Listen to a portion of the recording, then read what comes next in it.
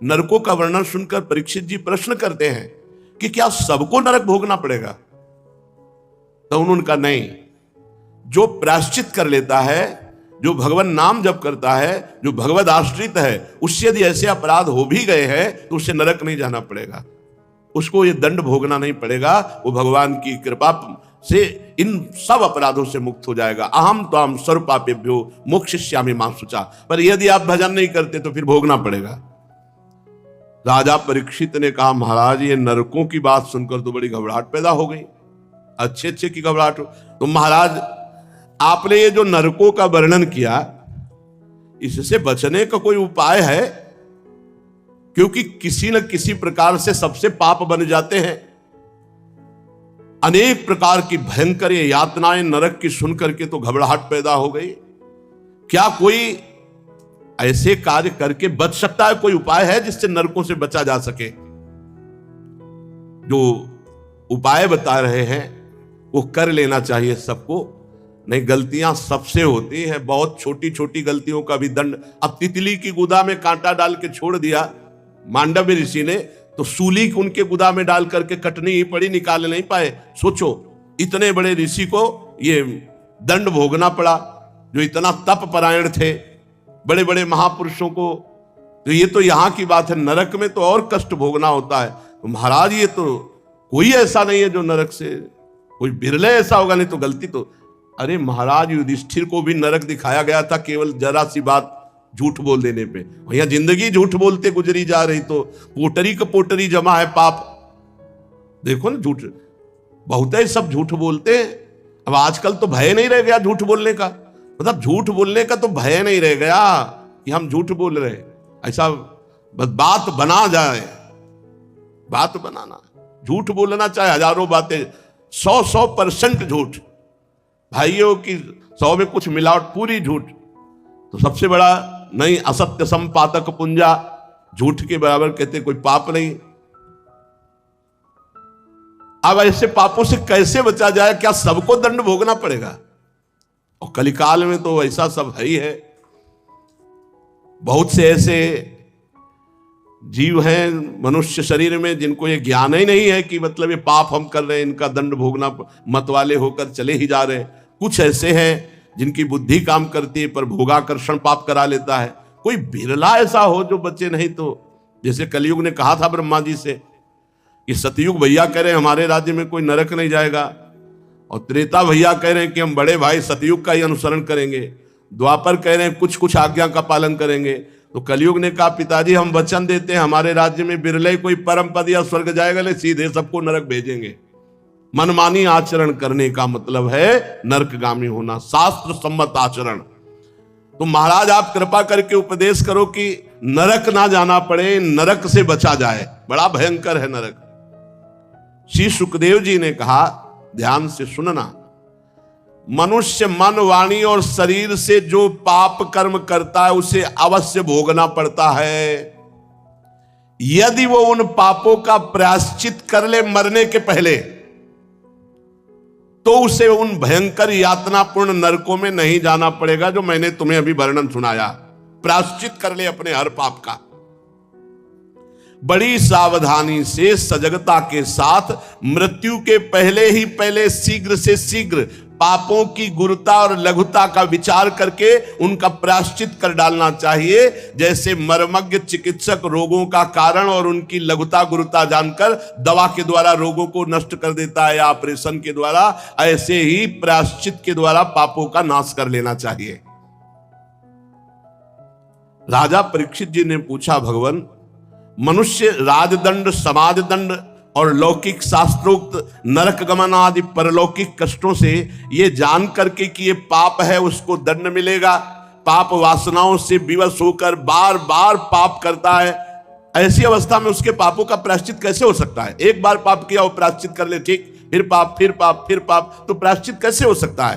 कैसे संभव हो सकता है कि वो नरक न जाए? क्योंकि प्रायश्चित करके पाप से छुटकारा मिलेगा, फिर पाप करेगा।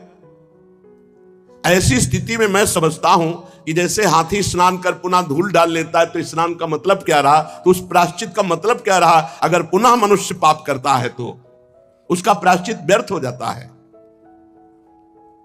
बहुत सुंदर विषय है, बहुत सुंदर है। श्री सुखदेव जी कहते हैं कर्म के द्वारा ही कर्म का निर्बीज नाश नहीं हो सकता, कर्म के द्वारा पाप कर्मों का नाश नहीं हो सकता। अब ये भूल छोड़ दें कोई, वो तुम्हारा कर्म तुम्हें भोगना पड़ेगा, उसका प्रायश्चित है एकमात्र भगवान का भजन। आगे वर्णन करेंगे। कर्म के द्वारा नाश नहीं हो सकता, ये श्री सुखदेव जी महाराज कह रहे हैं कि आपने पाप कर्म कर लिया, आप कोई और कर्म करें तो उससे वो पाप कर्म नष्ट हो जाएगा। कर्म में इतनी सामर्थ्य नहीं कि वो निर्बीज कर सके तुम्हारे पाप कर्म को। जो अज्ञान से युक्त होकर पाप कर्म करते रहते हैं उनकी वासनाएं बनी रहती हैं और वासनाएं नए पाप कराती रहती है, इसलिए वो निष्पाप कभी नहीं हो सकते। अगर सच्चा प्रायश्चित है तो है भगवत प्राप्ति, तत्व ज्ञान। अगर उससे तत्व ज्ञान हो गया है तो जीवन मुक्त, भगवत प्राप्ति हो गई तो जीवन मुक्त। बिना भजन के भगवत प्राप्ति के बचने का उपाय नहीं है। नाम जप करो, खूब नाम जप। आगे सुनेंगे आप। जैसे कोई पुरुष सही दवा और सुपथ्य का सेवन करे तो रोग रहित हो जाता है, ऐसे सही अनुष्ठान और अपनी पवित्र दिनचर्या तो निष्पाप हो जाएगा। जो पुरुष नियमों का पालन करता है और भगवान का भजन करता है तो धीरे धीरे उसकी पाप वासनाएं, जैसे कई लोग कहते हैं भजन करने पर मन जलता है, तो मनई से तो पाप हुए, मनई प्रेरणा करी, मनई संकल्प बनाए, मनई में वासना है, तो भजन मन को जलाकर निर्वासनिक करता है। जो नियम पूर्वक भजन करता है, संयम पूर्वक आचरण करता है, वो धीरे धीरे उसके पाप भस्म होते हैं और वो कल्याणप्रद भगवत प्राप्ति या तत्व ज्ञान में समर्थ हो जाता है।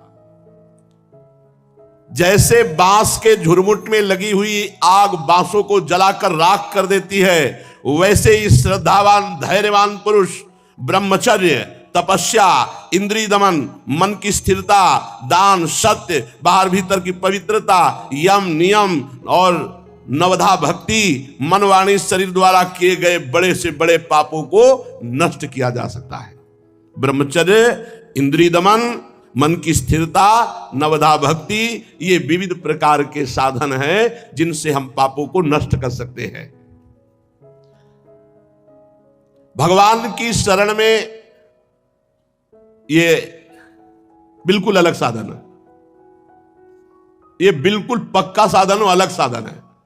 केचित केवलया भक्त्या वासुदेव परायणा अघम धुनवंती कार्त्स्नेन निहारमियु भास्करा।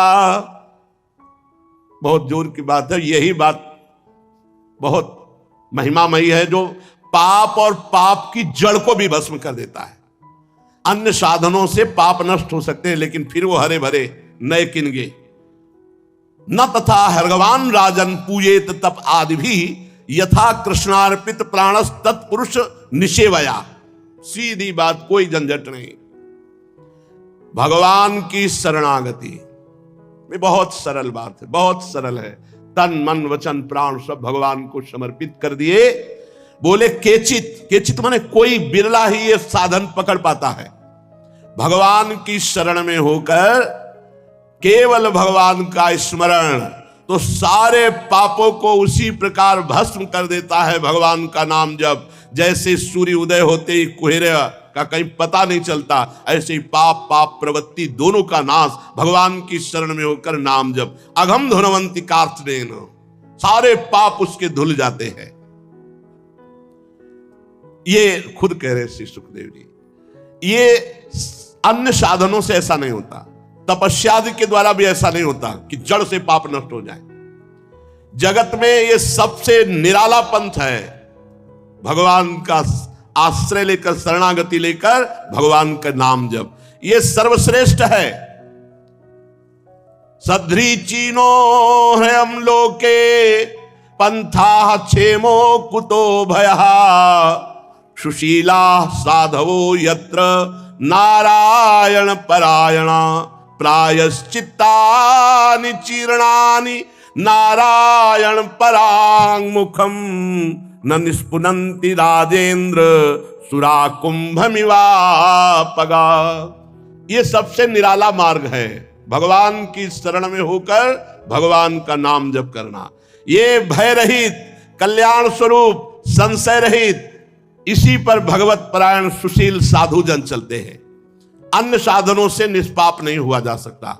जैसे उदाहरण दे रहे हैं, जैसे सुरा कुंभ मिवापगाहा, शराब भरे हुए घड़े को आप चाहे जितनी बार धोएं, वो शराब के घड़े से कभी शंकर जी में जल नहीं चढ़ाया जा सकता, वो अपवित्र हो जाता है।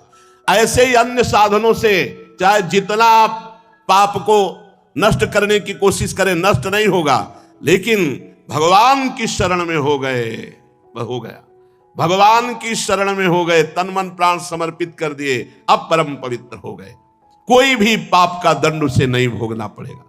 जिन्होंने अपने भगवत गुणानुरागी मन मधुकर को भगवान श्री कृष्ण चंद्र के चरणारविंद मकरंद का एक बार पान करा दिया, ओहो, सकृन मनः कृष्ण पदारविंदयोर निवेशितम तद्गुण रागियैरिहि नाते यमं पास भृतश्च तद्भटान स्वप्ने विपश्यन्ति चीर्ण निष्कृताः। एक बार जिसने भगवान श्री कृष्ण का आश्रय ले लिया, एक बार भगवान श्री कृष्ण का स्मरण किया, सारे प्रायश्चित हो गए। स्वप्न में भी यमराज के दूत नहीं दिखाई देंगे, नरक जाने की तो बात ही क्या रही, स्वप्न में भी। परीक्षित, इस विषय में महात्मा लोग एक प्राचीन इतिहास कहा करते हैं। उसमें भगवान श्री हरि और यमराज के दूतों का संवाद है, तुम ध्यान से उसे सुनो। कान्यकुब्ज नगर कन्नौज में एक ब्राह्मण रहता था, उसका नाम था अजामिल।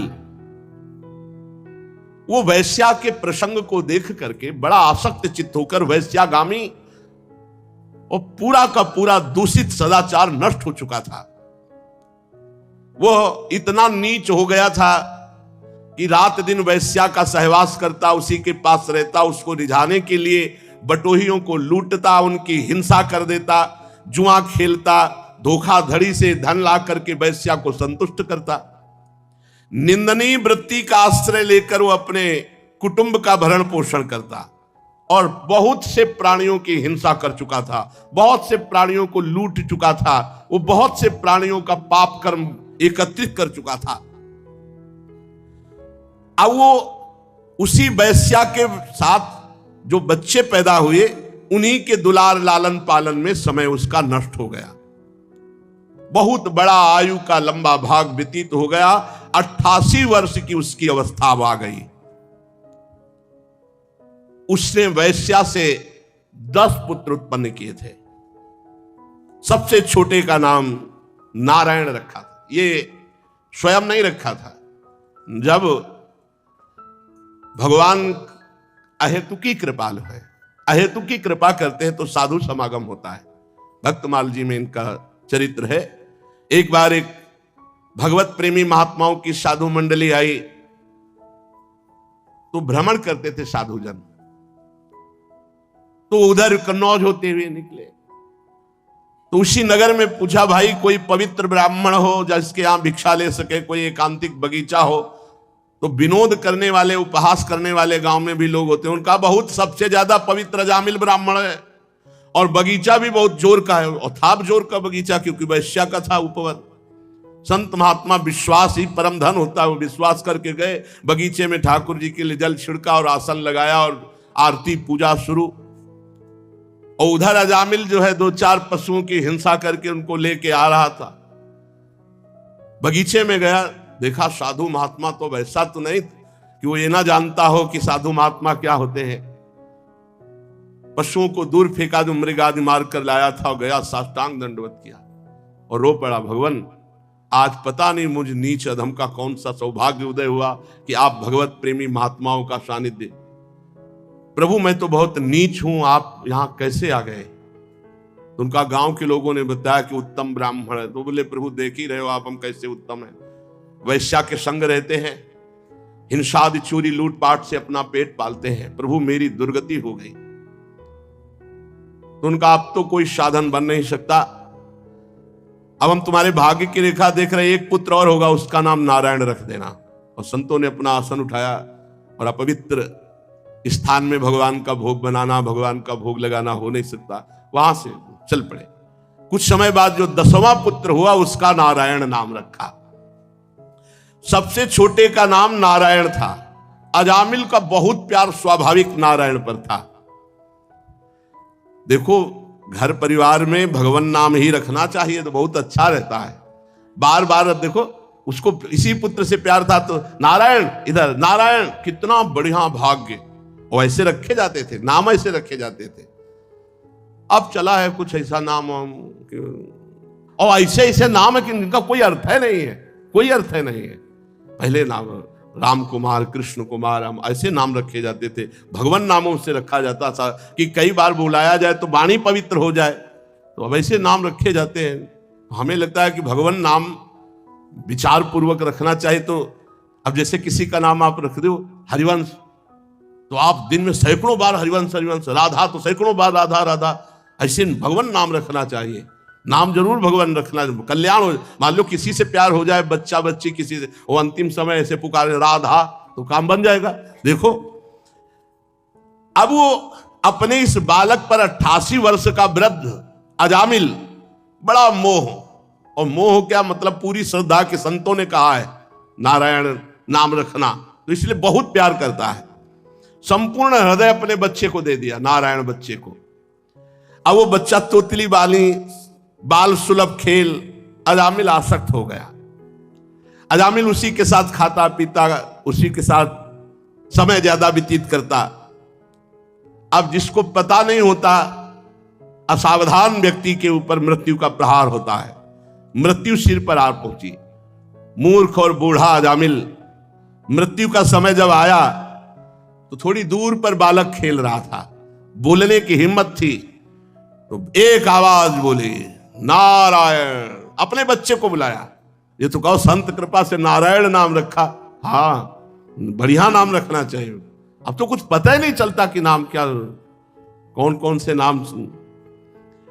पहले तो विचार पूर्वक नाम रखे जाते थे, ऋषि मुनियों से विचार करवाया जाता फिर नाम रखा जाता था।